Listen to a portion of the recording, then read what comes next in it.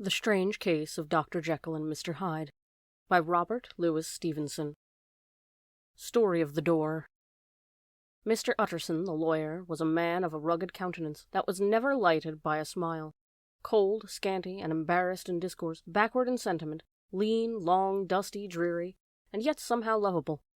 At friendly meetings, and when the wine was to his taste, something eminently human beaconed from his eye. Something, indeed, which had never found its way into his talk, but which spoke not only in these silent symbols of the after-dinner face, but more often and loudly in the acts of his life. He was austere with himself, drank gin when he was alone, to mortify a taste for vintages, and though he enjoyed the theatre, had not crossed the doors of one for 20 years.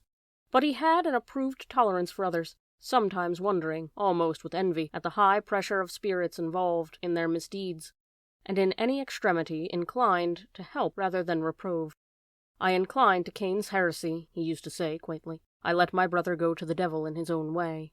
In his character it was frequently his fortune to be the last reputable acquaintance and the last good influence in the lives of down-going men. And to such as these, so long as they came about his chambers and never marked a shade to change in his demeanor, no doubt the feat was easy to Mr. Utterson. He was undemonstrative at the best, and even his friendship seemed to be founded in a similar catholicity of good nature. It is the mark of a modest man to accept his friendly circle ready-made from the hands of opportunity, and that was the lawyer's way. His friends were those of his own blood or those whom he had known the longest. His affections, like ivy, were the growth of time. They implied no aptness in the object. Hence, no doubt, the bond that united him to Mr. Richard Enfield, his distant kinsman, the well-known man about town. It was a nut to crack for many what these two could see in each other, or what subject they could find in common. It was reported by those who encountered them in their Sunday walks that they said nothing, looked singularly dull, and would hail with obvious relief the appearance of a friend. For all that, the two men put the greatest store by these excursions, counted them the chief jewel of the week, and not only set aside occasions of pleasure, but even resisted the calls of business that they might enjoy them uninterrupted. It chanced on one of these rambles that their way led them down a by-street in a busy quarter of London. The street was small and what is called quiet, but it drove a thriving trade on the weekdays. The inhabitants were all doing well, it seemed, and all emulously hoping to do better still, and laying out the surplus of their gains in coquetry, so that the shop-fronts stood along that thoroughfare with an air of invitation, like rows of smiling saleswomen. Even on Sunday, when it veiled its more florid charms, and lay comparatively empty of passage, the street shone out in contrast to its dingy neighborhood, like a fire in a forest, and with its freshly painted shutters, well-polished brasses, and general cleanliness and gaiety of note, instantly caught and pleased the eye of passenger. Two doors from one corner on the left-hand going east, the line was broken by an entry of court, and just at that point, a certain sinister block of building thrust forward its gable on the street. It was 2 stories high, showed no window, nothing but a door on the lower story, and a blind forehead of discolored wall on the upper, and bore in every feature the marks of a prolonged and sordid negligence. The door, which was equipped with neither bell nor knocker, was blistered and distained. Tramps slouched into the recess and struck matches on the panels. Children kept shop upon the steps. The schoolboy had tried his knife on the mouldings, and for close on a generation, no one had appeared to drive away these random visitors or to repair their ravages. Mr. Enfield and the lawyer were on the other side of the by-street, but when they came abreast of the entry, the former lifted up his cane and pointed. "Did you ever remark that door?" he asked, and when his companion replied in the affirmative, "It is connected in my mind," added he, "with a very odd story." "Indeed," said Mr. Utterson, with a slight change of voice. "And what was that?" "Well, it was this way," returned Mr. Enfield. "I was coming home from my place at the end of the world about 3 o'clock of a black winter morning, and my way lay through a part of town where there was literally nothing to be seen but lamps, street after street, and all the folks asleep. Street after street, all lighted up as if for a procession, and all as empty as a church, till at last I got to the state of mind when a man listens and begins to long for the sight of a policeman. All at once I saw 2 figures, one a little man who was stumping along eastward at a good walk, and the other a girl of maybe 8 or 10 who was running as hard as she was able down a cross street. Well, sir, the 2 ran into one another, naturally enough, at the corner, and then came the horrible part of the thing, for the man trampled calmly over the child's body and left her screaming on the ground. It sounds nothing to hear, but it was hellish to see. It wasn't like a man, it was like some damned juggernaut. I gave a view hallo, took to my heels, collared the gentleman, and brought him back where there was already quite a group about the screaming child. He was quite perfectly cool, and made no resistance, but gave me one look so ugly that it brought out the sweat on me like running. The people who had turned out were the girl's own family, and pretty soon the doctor for whom she had been sent put in his appearance. Well, the child was not much the worst, more frightened, according to the sawbones, and there, you might have supposed, would be an end to it. But there was one curious circumstance. I had taken a loathing to my gentleman at first sight, so had the child's family, which was only natural. But the doctor's case was what struck me. He was the usual cut-and-dry apothecary, of no particular age and colour, with a strong Edinburgh accent, and about as emotional as a bagpipe. Well, sir, he was like the rest of us. Every time he looked at my prisoner, I saw that Sawbones turn sick and white with the desire to kill him. I knew what was in his mind, just as he knew what was in mine, and killing was out of the question. We did the next best. We told the man we could and would make such a scandal out of this, as should make his name stink from one end of London to the other. If he had any friends or any credit, we undertook that he should lose them. And all the time, as we were pitching it in red hot, we were keeping the women off him as best we could, for they were as wild as harpies. I never saw a circle of such hateful faces. And there was the man in the middle, with a kind of black, sneering coolness, frightened, too. I could see that, but carrying it off, sir, really like Satan. If you choose to make capital out of this incident, said he, no gentleman but wishes to avoid a scene, says he. Name your figure. Well, we screwed him up to £100 for the child's family. He would have clearly liked to stick out, but there was something about the lot of us that meant mischief, and at last he struck. The next thing was to get the money, and where do you think he carried us but to that place with the door? Whipped out a key, went in, and presently came back with a matter of £10 in gold, and a cheque for the balance on Coots, drawn payable to bearer, and signed with a name that I can't mention, though it's one of the points of my story. But it was a name at the very least well known and often printed. The figure was stiff, but the signature was good for more than that, if it was only genuine. I took the liberty of pointing out to my gentleman that the whole business looked apocryphal, and that a man does not, in real life, walk to the cellar door at 4 in the morning and come out of it with another man's cheque for close upon £100. But he was quite easy in sneering. Set your mind at rest, says he. I will stay with you till the banks open and cash the cheque myself. So we all set off, the doctor and the child's father, and our friend and myself, and passed the rest of the night in my chambers, and next day, when we had breakfasted, went in a body to the bank. I gave in the cheque myself, and said I had every reason to believe it was a forgery. Not a bit of it. The cheque was genuine. Tut, tut, said Mr. Utterson. I see you feel as I do, said Mr. Enfield. Yes, it is a bad story. For my man was a fellow that nobody could have to do with, a really damnable man, and the person that drew the cheque is the very pink of the properties, celebrated too, and, what makes it worse, one of your fellows who do what they call good. Blackmail, I suppose. An honest man paying through the nose for some of the capers of his youth. Blackmail House is what I call that place with the door, in consequence. Though even that, you know, is far from explaining all, he added, with the words fell into a vein of musing. From this he was recalled by Mr. Utterson, asking rather suddenly, and you don't know if the drawer of the cheque still lives there? A likely place, isn't it? Returned Mr. Enfield. But I happen to have noticed his address. He lives in some square or other. And you never asked about the place with the door? Said Mr. Utterson. No, sir, I had a delicacy, was the reply. I feel very strongly about putting questions. It partakes too much of the style of the Day of Judgment. You start a question, and it's like starting a stone. You sit quietly on the top of the hill, and away the stone goes, starting others, and presently some bland old bird, the last you would have thought of, is knocked on the head in this own back garden, and this family have to change their name. No, sir, I make it a rule of mine. The more it looks like Queer Street, the less I ask. A very good rule, too, said the lawyer. But I've studied the place for myself, continued Mr. Enfield. It seems scarcely a house. There is no other door, and nobody goes in or out of that one but, once in a great while, the gentleman of my adventure. There are 3 windows looking on the court of the first floor, none below. The windows are always shut, but they're clean. And then there is a chimney which is generally smoking, so somebody must live there. And yet it's not so sure, for the buildings are so packed together about that court that it's hard to say where one ends and another begins. The pair walked on again for a while in silence, and then, "Enfield," said Mr. Utterson, "that's a good rule of yours."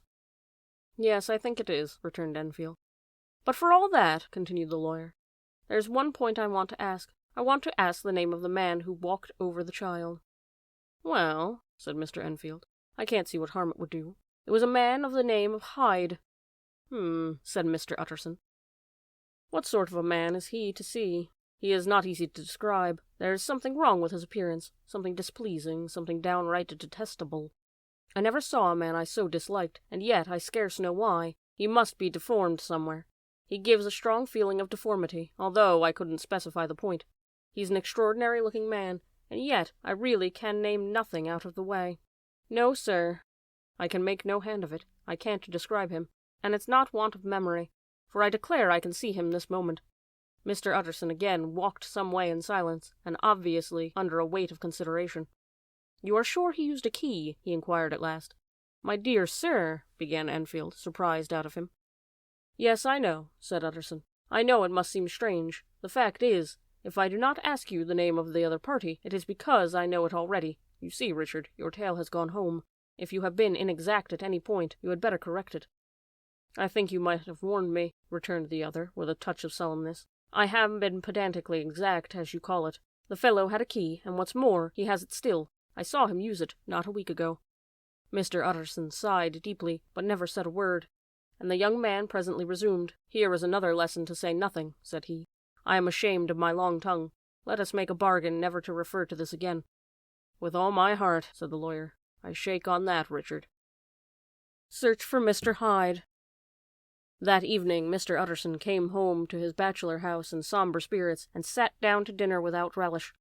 It was his custom of a Sunday, when his meal was over, to sit by the fire, a volume of some dry divinity on his reading desk, until the clock of the neighboring church rang out that the hour was 12, when he would go soberly and gracefully to bed.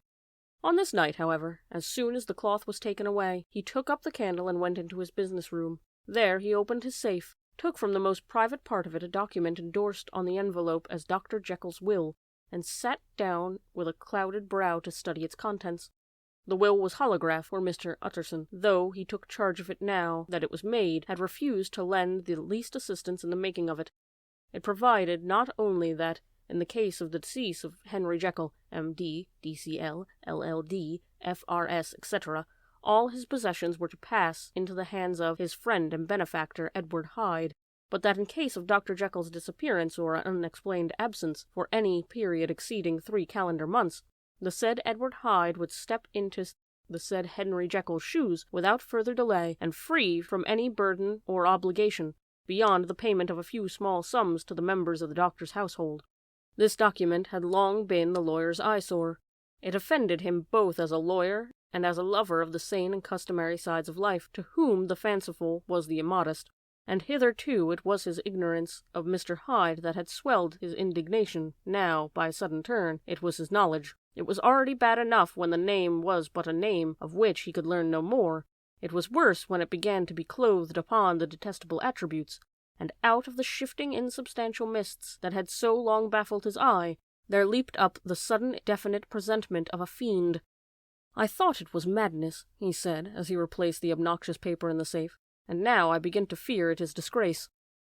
With that he blew out his candle, put on a great coat, and set forth in the direction of Cavendish Square, that citadel of medicine, where his friend, the great Dr. Lanyon, had his house and received his crowding patients. If anyone knows, it will be Lanyon, he had thought. The solemn butler knew and welcomed him. He was subjected to no stage of delay, but ushered direct from the door to the dining-room, where Dr. Lanyon sat alone over his wine. This was a hearty, healthy, dapper, red-faced gentleman, with a shock of hair prematurely white, and a boisterous and decided manner. At the sight of Mr. Utterson, he sprang up from his chair, and welcomed him with both hands. The geniality, as was the way of the man, was somewhat theatrical to the eye, but it reposed on genuine feeling. For these two were old friends, old mates both at school and college, both thorough respecters of themselves and of each other, and, what does not always follow, men who thoroughly enjoyed each other's company. After a little rambling talk, the lawyer led up the subject which so disagreeably occupied his mind. "I suppose, Lanyon," said he, "you and I must be the two oldest friends that Henry Jekyll has." "I wish the friends were younger," chuckled Dr. Lanyon. "But I suppose we are, and what of that? I see little of him now." "Indeed," said Utterson. "I thought you had a bond of common interest." "We had," was the reply, "but it is more than 10 years since Henry Jekyll became too fanciful for me. He began to go wrong in mind, and though, of course, I continue to take an interest in him for old sake's sake, as they say, I see and have seen devilish little of the man. Such unscientific balderdash," added the doctor, flushing suddenly purple, "would have estranged Damon and Pythias." This little spirit of temper was somewhat of a relief to Mr. Utterson. They have only differed on some point of science, he thought. And being a man of no scientific passions, except in the matter of conveyancing, he even added, "It is nothing worse than that." He gave his friend a few seconds to recover his composure, and then approached the question he had come to put. "Did you ever come across a protégé of his, one Hyde?" he asked. "Hyde," repeated Lanyon. "No, never heard of him, since my time." That was the amount of information that the lawyer carried back with him to the great dark bed onto which he tossed to and fro until the small hours of the morning began to grow large. It was a night of little ease to his toiling mind, toiling in mere darkness and besieged by questions. 6 o'clock struck on the bells of the church that was so conveniently near to Mr. Utterson's dwelling, and still he was digging at the problem. Hitherto it had touched him on the intellectual side alone, but his imagination was also engaged, or rather enslaved, and as he lay and tossed in the gross darkness of the night and the curtained room, Mr. Enfield's tale went by before his mind in a scroll of lighted pictures. He would be aware of the great field of lamps of a nocturnal city, then of the figure of a man walking swiftly, then of the child running from the doctor's, and then these met, and the human juggernaut trod the child down and passed on regardless of her screams. Or else he would see a room in a rich house, where a friend lay asleep, dreaming and smiling at his dreams, and then the door of that room would be opened, the curtains of the bed plucked apart, the sleeper recalled, and lo, there would stand by his side a figure to whom power was given, and even at that dead hour he must rise and do its bidding. The figure in these two phases haunted the lawyer all night, and if at any time he dozed over, it was but to see it glide more stealthily through sleeping houses, or move more swiftly and still more swiftly even to dizziness through wider labyrinths of lamp-lighted city, and at every street corner crush a child and leave her screaming. And still the figure had no face by which he might know it.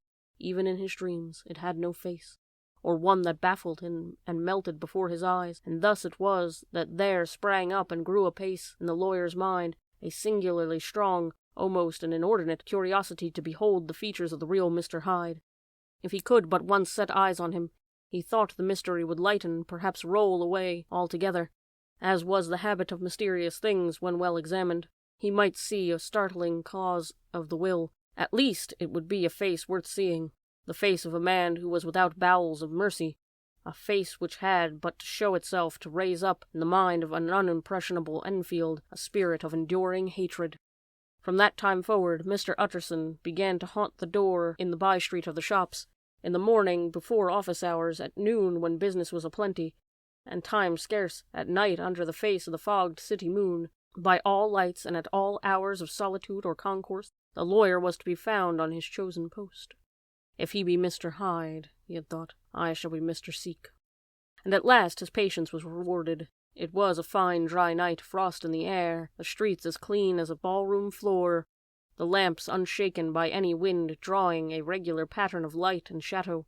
By 10 o'clock, when the shops were closed, the by-street was very solitary and, in spite of the low growl of London from all around, very silent. Small sounds carried far. Domestic sounds of the houses were clearly audible on either side of the roadway. The rumor of the approach of any passenger preceded him by a long time.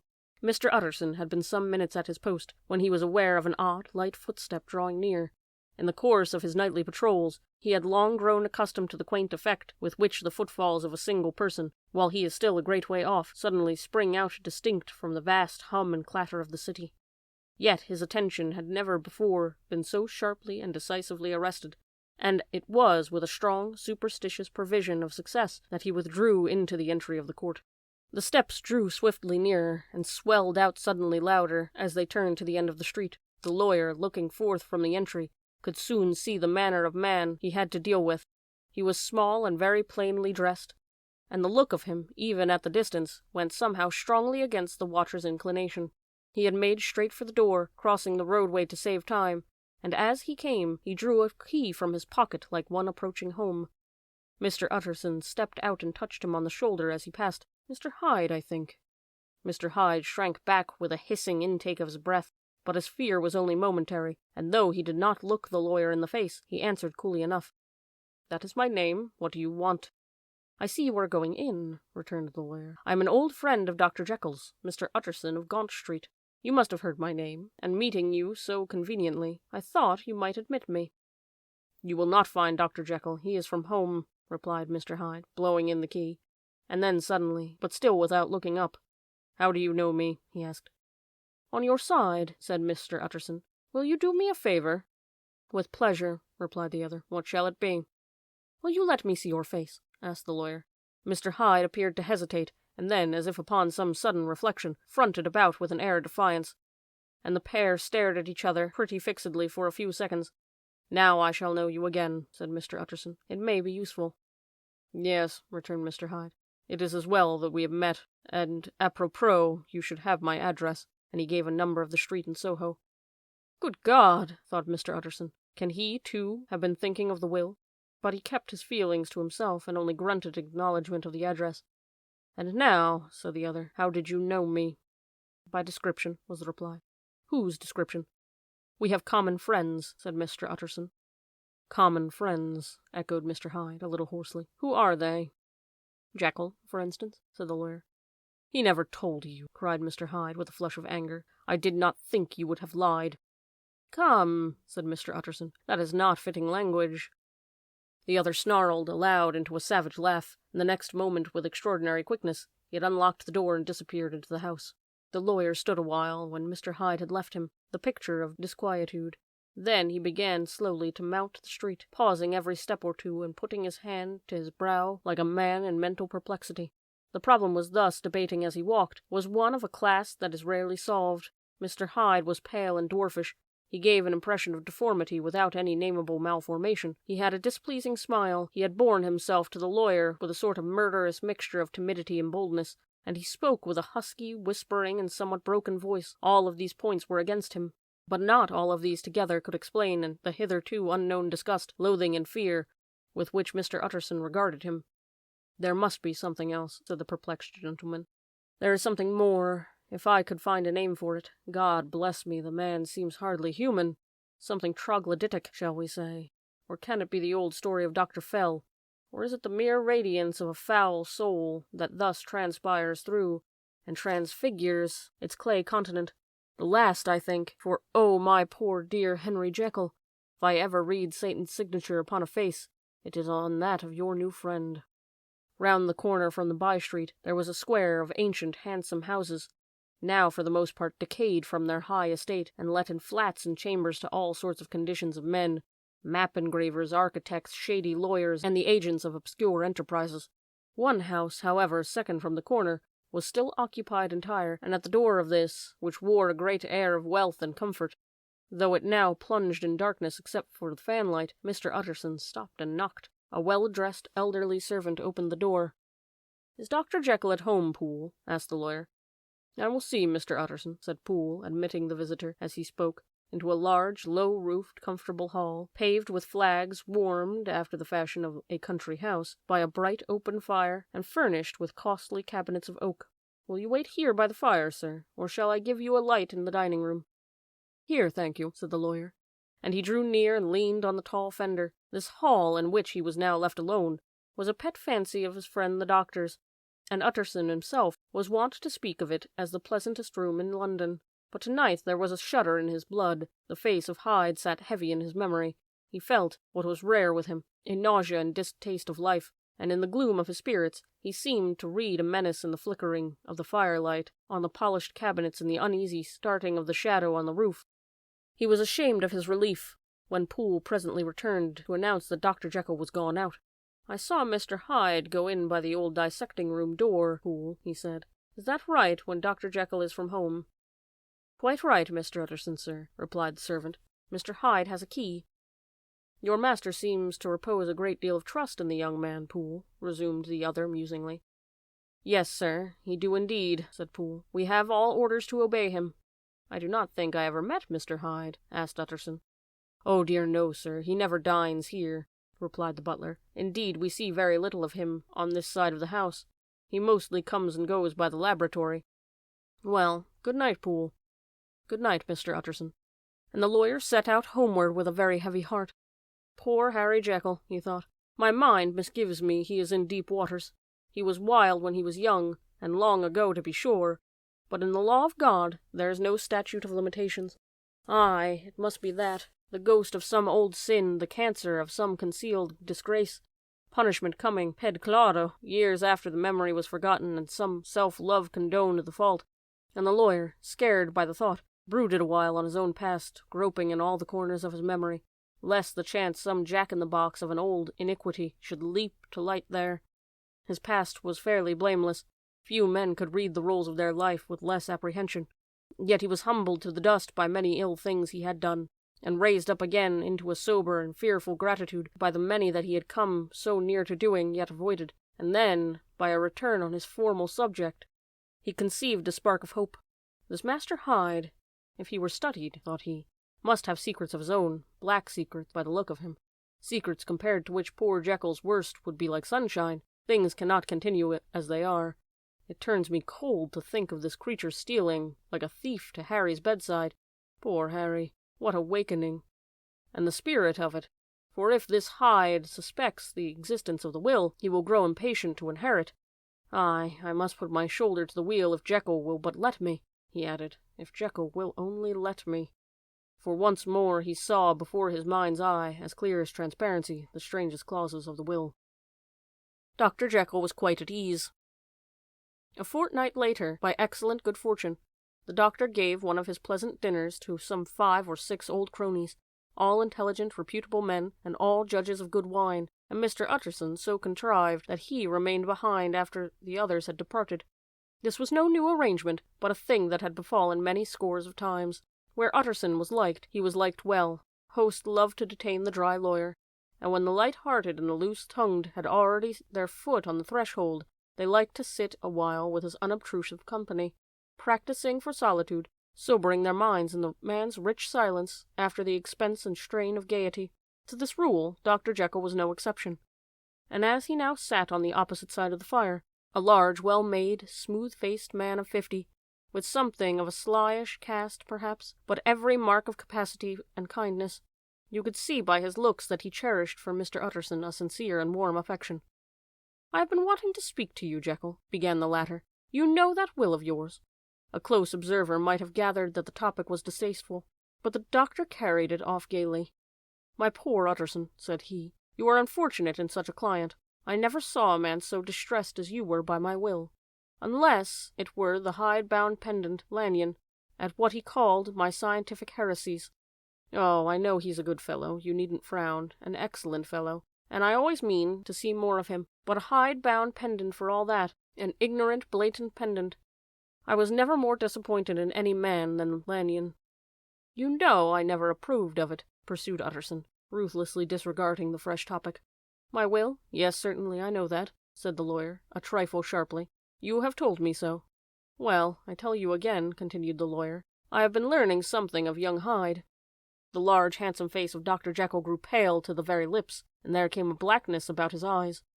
"I do not care to hear more," said he. "This is a matter I thought we agreed to drop." "What I heard was abominable," said Utterson. "I can make no change. You do not understand my position," returned the doctor, with a certain incoherency of manner. "I am painfully situated, Utterson. My position is a very strange one. It is one of those affairs that cannot be mended by talking." "Jekyll," said Utterson, "you know me. I am a man to be trusted.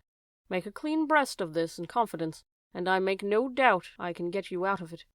"My good Utterson," said the doctor, "this is very good of you. This is downright good of you, and I cannot find words to thank you in.